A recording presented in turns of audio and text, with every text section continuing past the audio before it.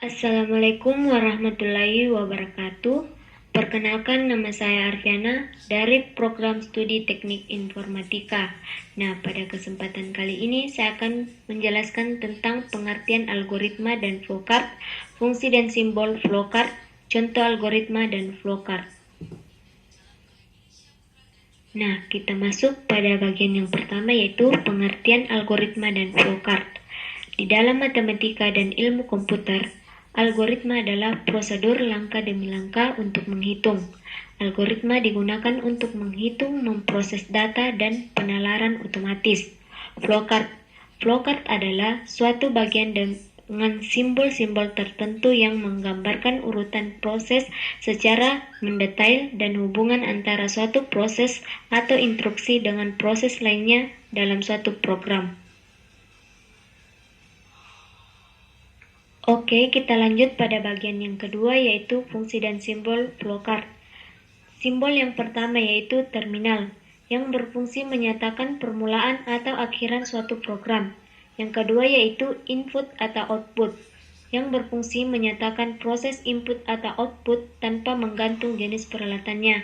Yang ketiga yaitu proses. Proses berfungsi menyatakan suatu tindakan atau proses yang dilakukan oleh komputer. Yang keempat yaitu decision, yang berfungsi menunjukkan suatu kondisi tertentu yang akan menghasilkan dua kemungkinan jawaban, ya dan tidak. Yang kelima yaitu konektor. Konektor berfungsi menyatakan sambungan dari proses ke proses lainnya dalam halaman yang sama. Yang keenam yaitu offline konektor, yang berfungsi menyatakan sambungan dari proses lainnya dalam halaman yang berbeda. Yang ketujuh yaitu flow. Flow menyatakan jalannya urusan atau proses. Yang kedelapan yaitu predefined proses, yang berfungsi menyatakan penyediaan tempat penyimpanan atau pengelolaan untuk memberi harga awal.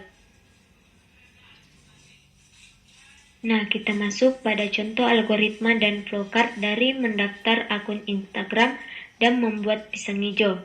Yang pertama yaitu mendaftar akun Instagram. Algoritmanya, buka situs Instagram www.instagram.com, lalu isi kolom dari bagian atas sampai bawah. Di antaranya kolom pertama, masukkan variabel email atau HP Anda yang bertipe data string. Yang kedua yaitu masukkan variabel nama lengkap yang bertipe data string pada kolom full name. Yang ketiga yaitu masukkan variabel username yang bertipe data string pada kolom username. Jika tidak bisa, maka coba tambahkan angka. Contohnya, algoritma menjadi algoritma 33. Keempat, masukkan variabel password yang bertipe data string pada kolom password. Klik sign up, lalu selesai.